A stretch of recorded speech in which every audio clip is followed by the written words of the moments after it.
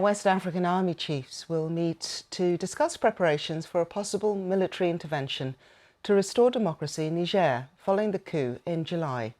The meeting of the Economic Community of West African States, otherwise known as Ecowas, in Ghana, comes after failed attempts to restore deposed President Mohamed Bazoum to power.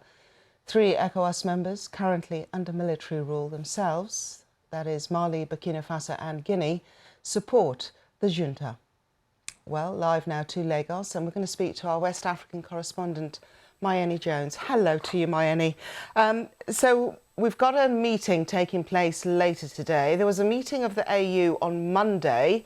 It seems that the 2 organisations may not be meeting in the middle on this.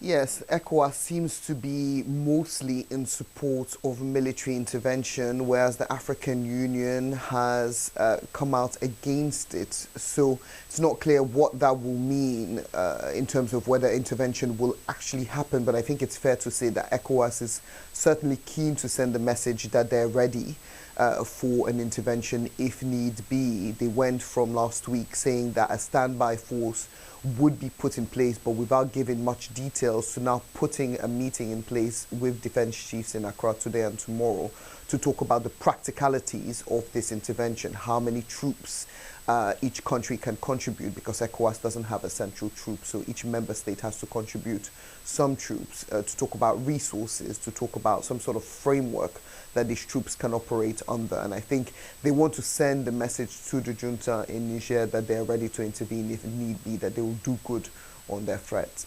Meanwhile, the US ambassador to Niger is due in the country. I'm not sure if she's arrived. Hopefully you can confirm that for us. Her name is Kathleen Fitzgibbon. Any indication that she would be producing her credentials to the coup leaders? So we don't have details as to when she's going to arrive. All that's been said is that she's coming later this week, so it could be any day now. And I think it's part of an acknowledgement by the US that they've been a bit on the back foot in the situation. They haven't had any kind of diplomatic presence on the ground. They're hoping that she's able to remedy this once she comes. But as you mentioned in your question, it's a tricky situation for the US. They haven't officially recognized the situation in Niger as a coup, but she obviously will not be able to present her credentials to President Bazoum, who's still under home arrest by the junta leaders. So it puts the US in a very tricky situation. If they officially acknowledge a coup legally, it means things like aid or some of the military support that it offers Niger may have to be halted. And we've seen in other countries, like in Egypt, for example, they haven't used the word coup in the past to talk about things that other countries have acknowledged were coups. So I think the ambassador coming later this week and how she kind of navigates the coming days will give a stronger indication as to how the US plans to deal with Niger and the government there moving forward.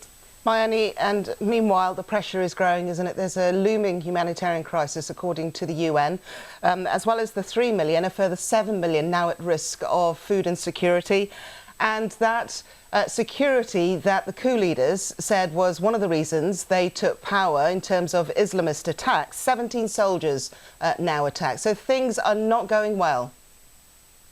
No, and I think if we look at the precedents in neighboring countries like Mali and Burkina Faso, where there have been coups, we've seen an escalation in violence there. We've seen increased attacks by Islamist insurgents that take advantage of the power vacuum, of the lack of support from Western nations to gain more ground and to carry out more attacks on civilian populations. So this is why the international community is concerned for Niger. They don't want to see a repeat of that escalation of violence there. But at the moment, diplomatic solutions seem very few on the ground.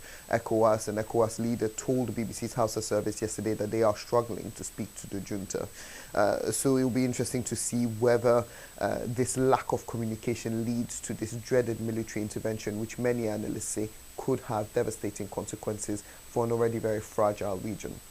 Mayeni Jones, as ever, thank you very much indeed. Thank you.